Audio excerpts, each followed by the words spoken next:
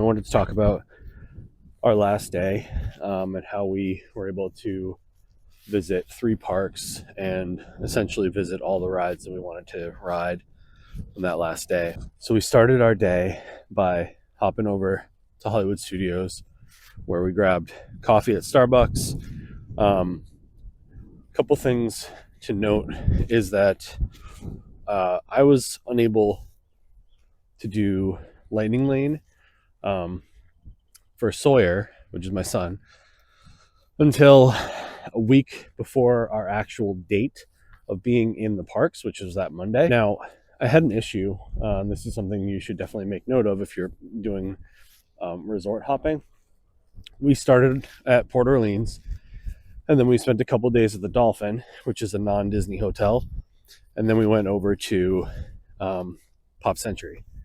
And the Dolphin reservation, for whatever reason, didn't have my son on it, which meant that his trip was only noting the Port Orleans day and then canceling the rest of it until we got to Pop Century. So I couldn't use Lightning Lane for him, which means that we missed out on potentially getting on Tiana's and also getting Slinky Dog at the end of the day. So we started our day at Hollywood Studios, and then we popped over to Epcot using Skyliner so that we could have lunch at Le Cellier, which was supposed to be one of the better steaks in Walt Disney World.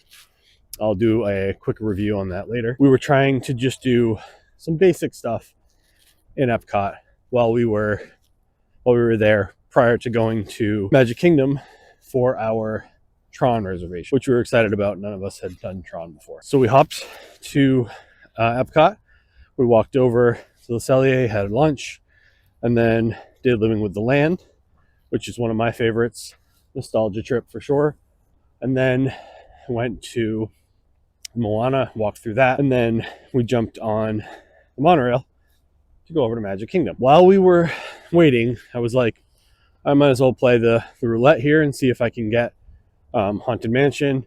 Maybe we can get on Tiana's. Tiana's was showing as booked out for the day. So I enlisted my magical friend, Stanby Skipper.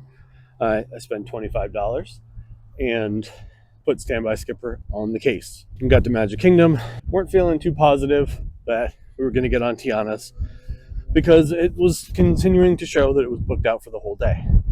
So what we ended up doing, we got to Haunted Mansion. As we were walking into the line, got a notification that Stanby Skipper had booked something. Now, again, I wasn't positive that Tiana's was going to be something we could get because I had other ones that I was trying to do using Stanby Skipper for the day.